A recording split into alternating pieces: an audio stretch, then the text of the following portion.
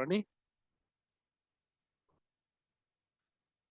আর এটা তানভীর খাইতেই পারলো না তোমাকে লেগে। তানভীর তুমি আরেকবার খাও।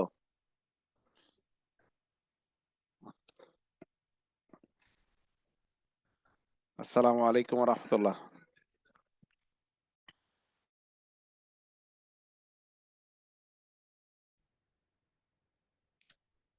আসসালামু আলাইকুম রহমতুল্লাহ। আলহামদুলিল্লাহ, সালাতু আসসালামু আলা রাসূলিল্লাহ।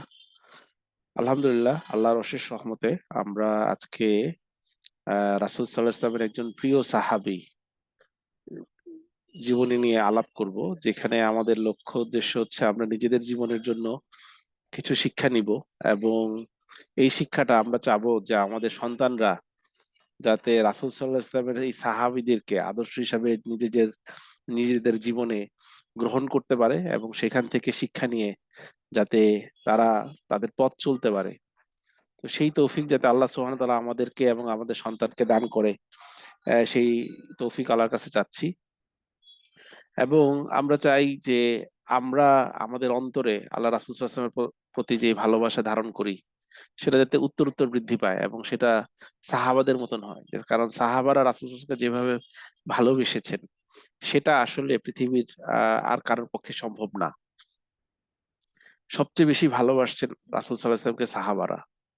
তো আজকে আমরা এমন একজন সাহাবার কথা বলবো যে তার জীবনে এই রাসূল সাল্লাল্লাহু আলাইহি ওয়াসাল্লামের প্রতি ভালোবাসা, ইসলামের প্রতি ভালোবাসা, এবং এই ভালোবাসার মাধ্যমে যে একজন মানুষের সম্মান, একজন যে মানুষের মূল্য কোথা থেকে কোথায় যেতে পারে সেটা আমাদেরকে ধারণা দিয়েছেন। আমরা প্রাত্যহিক জীবনে প্রায়ই দেখা যায় এরকম ঘটনা আমাদের সাথে ঘটে, যে আমরা মনে করি বা আমাদের আশেপাশে এমন কিছু ঘটনা ঘটতে থাকে যে আমরা মনে করি আমার কোনো মূল্য আছে, আমার কোনো দাম আছে, আমাকে দিয়ে পৃথিবীর কি কাজ হবে, আমাকে দিয়ে ইসলামের কি কাজ হবে, আমি যেরকম মানুষ, আমি যেরকম অন্যায়কারী একজন মানুষ, অথবা একজন গুণাগার মানুষ, অথবা আমি যেই ফ্যামিলি ব্যাকগ্রাউন্ডের মানুষ, সেই ফ্যামিলি ব্যাকগ্রাউন্ড থেকে কি আসলে আমার কোনো কাজ করার সুযোগ আছে? তো আমরা আজকে বিলাল রাদিয়াল্লাহু তাআলার ঘটনা দেখব, যিনি আমাদের জীবনের আমাদের জীবনের মূল্য নিয়ে যারা আসলে সংশয়ে ভোগী তাদের জন্য একটি উত্তম আদর্শ। বিলাল রাদিয়াল্লাহু তাআলা আনহুর পুরো নাম যদি বলি, বিলাল ইবনে রাবাহ। বিলাল রাদিয়াল্লাহু তাআলা আনহু ছিল হাবসি গোলাম। ওনার পিতা ছিল দাস, সো সেই হিসাবে উনিও দাস হয়েছে। আর ওনার মাতা, তিনি ছিলেন একজন শাহজাদী। শাহজাদী মানে হচ্ছে উনি ওনার বংশের মধ্যে রাজা ছিল। তো আমরা আব্রাহা বাহিনীর কথা জানি, যে সূরা ফিলে যে বাহিনী, হাতির বাহিনী নিয়ে মক্কা আক্রমণ করতে আসছিল, সে আব্রাহার আপন ভাতিজি ছিল হচ্ছে আহ বিলাল রাদিয়াল্লাহু তাআলা আনহুর মা। তো তিনি যখন মক্কায়, যখন তার আহ চাচা এবং তার বাবারা এসে মক্কার কাবা শরীফ ভাঙতে আসলো, তখন আমরা সবাই ঘটনাটা জানি। তো তার মা দাসী হিসাবে বন্দী হইল এবং আরবদের কাছে, মক্কাবাসীদের কাছে। এবং তখন খালফ, উবাই ইবনে খালফ, মানে উবাই রাদিয়াল্লাহু তাআলা আনহুর আন্ডারে কাজ করতে হচ্ছে এই রাবাহ। এবং তার আসলে রাবাহ রাভা ছিল হচ্ছে খালফের দাস, এবং ওই খালফি ও তার মা বিলাল রাদিয়াল্লাহু তাআলার মাকে দাসী হিসাবে নেয়, এবং সেখানে রাবা এবং বিলাল রাদিয়াল্লাহু তাআলার মায়ের বিয়ে সম্পন্ন হয়, এবং তাদের থেকেই জন্মগ্রহণ করে বিলাল রাদিয়াল্লাহু তাআলা। সো বিলাল রাদিয়াল্লাহু তাআলা একজন দাস হিসাবে বড় হয়। এবং খালফের পুত্র উবাই, উবাই ইবনে খালফ, তার পিতা মারা যাওয়ার পরে এই দুইজন দাস দাসী আবার উমায়ের ইবনে খালফের দাস দাসী হিসেবে গ্রহণ করেন। এবং তখন তারা মারা যাওয়ার পরে বিলাল রাদিয়াল্লাহু তাআলা আনহু এই উবাই ইবনে খালফেরই দাস হিসাবে কাজ করতে থাকে। তো সেই মুহূর্তে এই উবাই ছিল হচ্ছে মুসলিমদের একজন গোর শত্রু, মানে সবচেয়ে বড় শত্রুদের একজন। এবং উবাই ইবনে খালফের আরেকটা পরিচয় হচ্ছে আবু সুফিয়ানের শ্বশুর। হ্যাঁ, এবং আমরা জানি যে হামজা রাদিয়াল্লাহু তাআলার কলিজা ভক্ষণ করছিল যে হিন্দা, সেই হিন্দার বাবা ছিল উবাই ইবনে খালফ। আমরা বুঝতেই পারতেছি যে কেমন একজন শত্রু আল্লাহ রাসূল সাল্লাল্লাহু আলাইহি ওয়াসাল্লামের, ইসলামের। তো তার ঘরের একজন দাস। তো তো সেই সময়ে দাসদের মূল্য কি ছিল? দাসদের জীবনের কোনো মূল্য ছিল না। দাসদের একমাত্র কাজ ছিল যে সে তার যে মনিব, সেই মনিবের ইচ্ছায় অনিচ্ছায় সব কাজ করা। মনিবের ইচ্ছার বিরুদ্ধে কিচ্ছু কথাই বলা যাবে না। আর সেখানে মনিবের বিশ্বাসের বিরুদ্ধে, মনিবের মনিব যার শত্রু, বা মনিবের যে শত্রু, সেই শত্রুর বিশ্বাসে কেউ যদি বিশ্বাসের লালন করে বা বিশ্বাসে বিশ্বাসী হয়, তখন তার কি অবস্থা হয়? তখন তাকে হত্যা করলে কেউ আগায় আসবে না।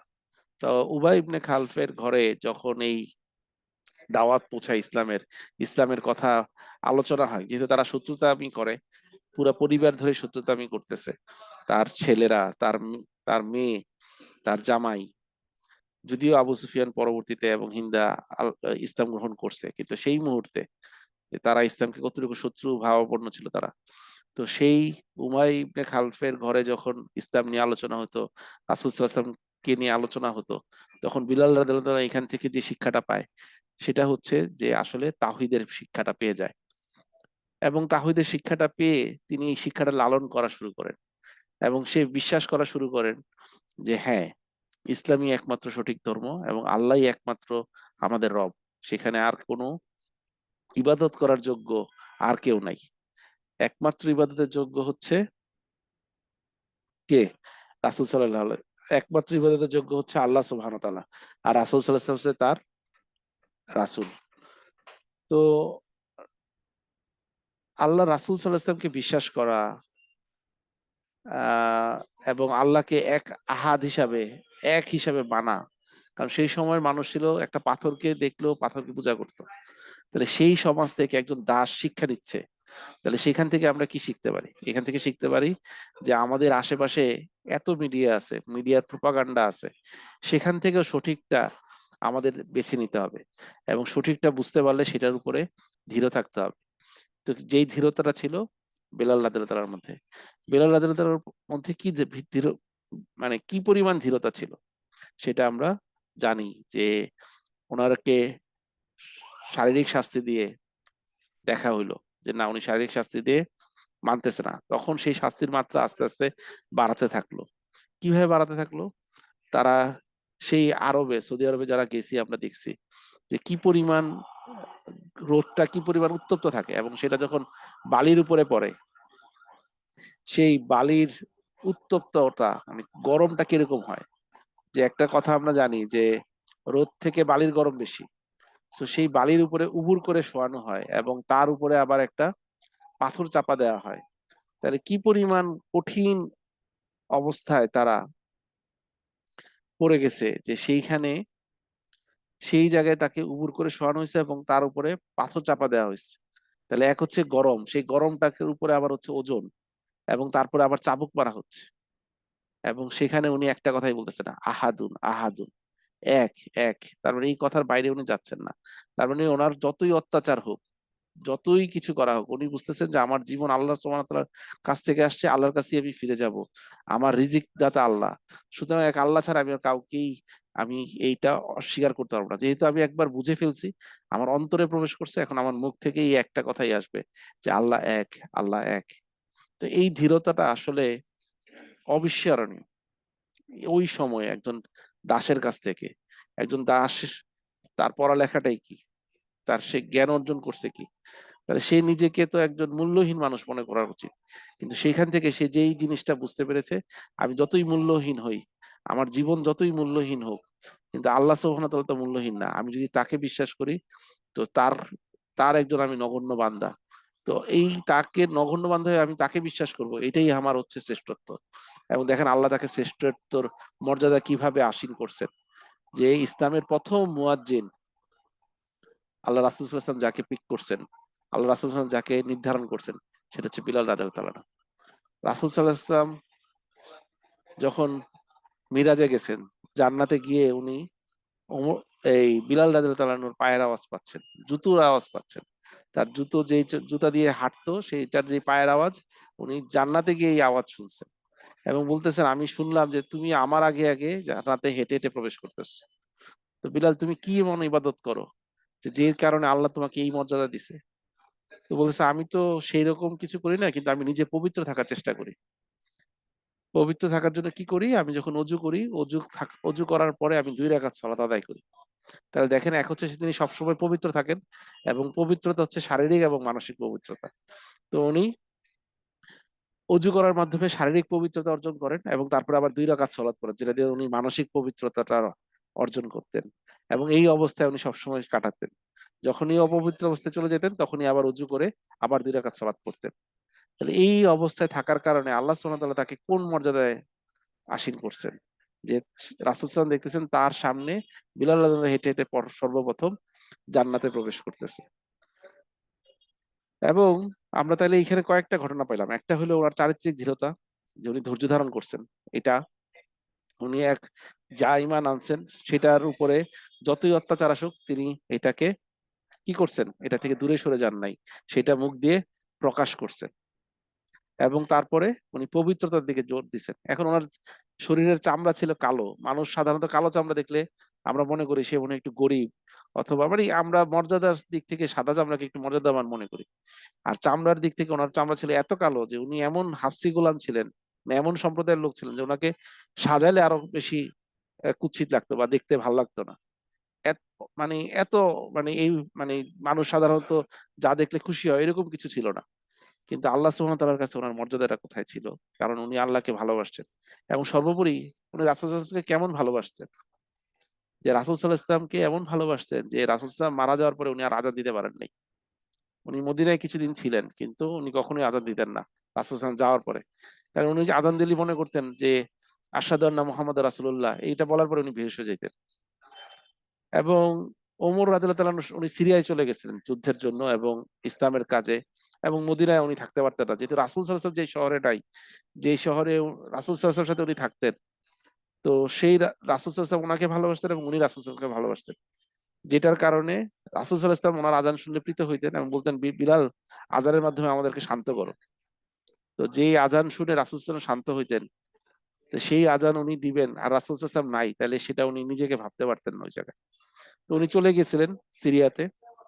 ওমর রাদিয়াল্লাহু তাআলার সময় ওমর রাদিয়াল্লাহু তাআলার অনুরোধে উনি মদিনায় আসছিলেন। যখন মদিনায় আসছেন, তখন ওনাকে রিকোয়েস্ট করা হয়েছে, অনুরোধ করা হয়েছে। সব সাহাবারা বলতেছেন যে আপনি আযান দেন। উনি আযান দিবেন না। তখন সাহাবারা চিন্তা করলো যে রাসূল সাল্লাল্লাহু আলাইহি ওয়াসাল্লামকে যেভাবে ভালোবাসতেন, উনি তো হাসান হোসেনকেও এইভাবে ভালোবাসেন। তখন হাসান হোসেনকে দিয়ে অনুরোধ করানো হইলো। এবং হাসান হোসেন ওনার কাছে এমন ছিলেন যে ওনাদের কাছ থেকে নবীর গন্ধ আসতো, তাই না? নবীর গন্ধ বিলাল রাদিয়াল্লাহু আনহু পেতেন। তো এই হাসান হোসেনকে দিয়ে যখন বলানো হইলো, উনি ওনার কথা ফেলতে পারলেন না, যেহেতু নবীর নাতিরা এই অনুরোধ করছেন। তো উনি আজান দিতে দাঁড়িয়ে ঠিক আশহাদু আল্লা ইলাহা ইল্লাল্লাহ পর্যন্ত বললেন। বলে যখনই আশহাদু আন্না মুহাম্মাদুর রাসূলুল্লাহ বলতে গেছেন, তখন উনি বেহুশ হয়ে গেছেন। কিন্তু তার আগের ঘটনাও আমরা জানি। যখন উনি আজান দেওয়া শুরু করছেন, পুরো মদিনাবাসী কান্না শুরু করে দিছে। এবং মদিনাবাসী ঘর থেকে বের হয়ে আসতেছেন, ছুটে আসতেছে এবং মনে করতেছেন যে রাসূল সাল্লাল্লাহু আলাইহি ওয়াসাল্লাম কি ফিরে আসছেন? বিলালের আজান শোনা যাচ্ছে। এই আজান তো রাসূল সাল্লাল্লাহু আলাইহি ওয়াসাল্লাম যখন আমাদের মাঝে ছিলেন, তখন এই আজান শুনতাম। এবং এই কথা মনে করে সবাই এই আজান শুনে ঘর থেকে বের হয়ে এসে মানে কাঁদতে কাঁদতে বের হয়ে আসছেন যে রাসূল মনে হয় আমাদের মধ্যে ফিরে আসছেন। এবং বিলাল কেমন মানুষ ছিলেন দেখেন, যখন মক্কা বিজয় হয়, এটা ইসলামের অনেক বড় বিজয়। এই মক্কা থেকে ওনারা হিজরত করে মদিনায় চলে গেছিলেন। তো সবাই যখন মক্কা বিজয় হয়, রাসূল সাল্লাল্লাহু আলাইহি ওয়াসাল্লাম আশেপাশে জড়ো হয়ে আছে, তখন বিলাল রাদিয়াল্লাহু তাআলা কি কাবা শরীফের উপর উঠে গেছেন এবং উঠে সেখানে গিয়ে আজান দিছেন, সুবহানাল্লাহি ওয়া বিহামদিহি। তো দেখেন, এই যে এইগুলো থেকে যে আমরা সেই শিক্ষাগুলো নিতেছি, যে দেখেন একজন মানুষ নিজেকে কি মনে করতেছেন যে সে আজান দেওয়ার জন্য কাবা শরীফের উপরে উঠে দাঁড়ায় গেছেন, কাবা শরীফের উপরে উঠে গেছেন। সুবহানাল্লাহ, যে কাবা শরীফকে আমরা সম্মান করি, যে কাবা শরীফের দিকে ফিরে আমরা সালাত আদায় করি, সেই কাবা শরীফের উপর থেকে উনি আজান দিয়ে ইসলামের বিজয়কে ঘোষণা করতেছেন। এবং এই যে বিলাল রাদিয়াল্লাহু তাআলার যে ঘটনাগুলো আমরা দেখলাম, যে একজন যাকে কেউ মূল্য দেয় না, তো তার ব্যাপারে ইসলামের ব্যাপারটা কি, যে এই উবাই ইবনে খালদ যখন বিলাল রাদিয়াল্লাহুকে অত্যাচার করতেছেন, তখন রাসূল সাল্লাল্লাহু আলাইহি ওয়াসাল্লামের কানে যখন এই কথা পৌঁছাইলো, তখন উনি কত কষ্ট পেয়েছিলেন। এবং সেটা আবু বকর রাদিয়াল্লাহু তাআলা আনহু বুঝতে পেরে ওনাকে মুক্ত করার জন্য গেলেন। এবং মুক্ত করার পরে ওনাকে স্বাধীন করে দিলেন, যে না, উনি আর দাস থাকবে না। এবং তাকে আল্লাহ রাসূল সাল্লাল্লাহু আলাইহি ওয়াসাল্লাম নিজের কাছে কত কাছে নিয়ে আসছেন। এবং দেখেন উনি রাসূল সাল্লাল্লাহু আলাইহি ওয়াসাল্লামকে কেমন ভালোবাসতেন, যে ওনার বিরহ ব্যথায় উনি আর আজান দিতে পারতেছেন না। সো কি পরিমাণ ভালোবাসা! তাহলে রাসূল সাল্লাল্লাহু আলাইহি ওয়াসাল্লামের ভালোবাসা আমাদের অন্তরে নিয়ে আসা দরকার, এবং আমাদের সন্তানদের অন্তরে এই রাসূল সাল্লাল্লাহু আলাইহি ওয়াসাল্লামের ভালোবাসা নিয়ে আসা দরকার। এবং এইখান থেকে আমরা বুঝবো যে মানুষ কাকে দাম দেয় আর আল্লাহ সুবহানাহু ওয়া তাআলা কাকে দাম দেয়, রাসূল সাল্লাল্লাহু আলাইহি ওয়াসাল্লাম কাকে দাম দিতেন। তো দামের মূল্যের বিষয়টা কি? মূল্যের বিষয়টা হচ্ছে তাকওয়া। আল্লাহ সুবহানাহু ওয়া তাআলা বলছেন, তোমাদের চেহারা, তোমাদের কাজ, এগুলো আমার কাছে পৌঁছাবে না, পৌঁছাবে অন্তরের তাকওয়া। আর আল্লাহর কাছে সেই সম্মানিত যার তাকওয়া বেশি। তাহলে এই তাকওয়াটা অর্জন করেছিলেন বিলাল রাদিয়াল্লাহু তাআলা আনহু। আমাদের এই তাকওয়া, আল্লাহর ভয় আমাদের অন্তরে প্রবেশ করতে হবে। এবং এই অন্তরে প্রবেশটা যদি আমরা আমাদের অন্তরে করতে পারি, তাহলে এই শিক্ষাটাই আমরা আমাদের সন্তানদেরকে দিতে পারবো এবং সন্তানদেরকে বুঝাইতে পারবো। এবং দেখেন আমরা অনেক সময় ধীরচেতা থাকি না। ইসলামের প্রয়োজন থেকে আমাদের নিজেদের ব্যক্তির প্রয়োজন আগে চলে আসে। কিন্তু আমরা যদি মনে করি যে না, আল্লাহ সবকিছুর মালিক, আমি কাকে ভয় পাচ্ছি, আমরা অবশ্যই আল্লাহকেই ভয় পেয়ে কাজগুলো করব। এবং তখন আমরা আল্লাহর জন্য কাজ করতে পারবো। এবং আল্লাহর ভালোবাসায় যখন কাজগুলো করব, তখন এটা আমাদের এই দুনিয়ার জীবনের সফলতা এবং আখিরাতের সফলতা হয়ে দেখা দিবে। এবং এটাই হচ্ছে মানুষের মূল্য, যে মানুষের জীবনের মূল্য মানুষ দিতে পারবে না। মানুষের জীবনের মূল্য আসবে আল্লাহ সুবহানাহু ওয়া তাআলার কাছ থেকে। মানুষ মানুষকে যখন মূল্য দিবে, সে অবমূল্যায়ন করবে। মানুষকে আল্লাহ সৃষ্টির সেরা হিসাবে বানাইছে। মানুষকে মানুষের গোলামিত্বের জন্য বানানো হয় নাই। এবং মানুষ কিন্তু এটাই চায়, যে যার যত ক্ষমতা সে চায় তাকে কি কত মানুষ ফলো করবে, তার কথা কত মানুষ শুনবে, কত মানুষ অনুসরণ করবে। কিন্তু না, আল্লাহ সুবহানাহু ওয়া তাআলা এটা দেখতে চান না। এবং আমাদের মধ্যে একটা বড় ব্যাপার হচ্ছে, আমরা চাই সংখ্যা। আমরা চাই কত বেশি সংখ্যায় মানুষ আমাকে অনুসরণ করতেছে, আমাকে ফলো করতেছে। তো আজকে আমরা এখানেই শেষ করতেছি আমাদের কথা। আমরা আজকে এক রাতে একটা কাজ করব, বা আমরা প্রতিদিন রাত্রেই চেষ্টা করব আমাদের সাহাবীদের গল্পগুলো আমরা নিজেরা বোঝার জন্য, এবং আমাদের সন্তানদের সাথে শেয়ার করব। তাদেরকে বুঝাবো আসলে জীবনের মূল্য কোথায় এবং তাদের জীবনের মূল্য কোথায়। আজকে রাত্রে আমরা একটা কাজ করতে পারি, আমাদের সন্তানদেরকে বলবো যে আপনারা আপনার সন্তানদেরকে বলবেন যে চিন্তা করো, তুমি সূর্যের নিচে বালুর উপরে তোমাকে উবুর করে শোয়ানো হয়েছে, এবং তারপরে পাথর চাপা দেওয়া হচ্ছে, তোমাকে চাবুক মারা হচ্ছে, এবং তখন তুমি বলবা আহাদ, আহাদুন, আহাদুন, অথবা তুমি আহাদুন আহাদুন বলো, আমরাও বলবো। এবং ওই অবস্থাটা চিন্তা করো, এটা কি সম্ভব? আমরা এটা অনুভব করার চেষ্টা করি, এবং এই অনুভূতিগুলো আমরা নিজেদের মধ্যে আনি, আমাদের সন্তানদের মধ্যে নেই। এবং আল্লাহর জন্যই আমাদের জীবন, আল্লাহর জন্যই আমাদের সবকিছু। এটা যদি আমরা আমাদের মধ্যে প্রবেশ করাইতে পারি, আমাদের দুনিয়াতে কোনো মূল্যের দরকার নাই। পুরো দুনিয়া আমাদের পায়ের নিচে চলে আসবে ইনশাল্লাহ। দুনিয়া আসুক না আসুক, আল্লাহ আমার উপর সন্তুষ্ট কিনা সেটা হচ্ছে আমাদের মূল বিষয়। আমরা সবসময় আল্লাহর সন্তুষ্টির দিকে তাকায় থাকবো। দুনিয়ার মানুষ আমাকে অপমানিত করুক, লাঞ্ছিত করুক, এগুলো আমাদের পরোয়া করার কোনো বিষয় নাই। আমরা এইখান থেকেই আসলে মূল্য চাওয়া শুরু করব। আমরা মূল্য চাই আল্লাহ সুবহানাহু ওয়া তাআলার কাছ থেকে। আমরা দুনিয়ার কারো মূল্য চাই না। এরকম মানসিকতা যদি আমাদের হয়, তাহলে আল্লাহ আমাদেরকে মূল্যায়ন করবেন ইনশাআল্লাহ। আল্লাহ আমাদেরকে বুঝার তৌফিক দান করুক। আমরা যা বুঝলাম বা শুনলাম, তার থেকে আমি নিজে ধারণ করতে পারি, আমাদের সন্তানদেরকে দিতে পারি, যে দেখো তুমি কার সন্তান এটা তুমি দেখবা না।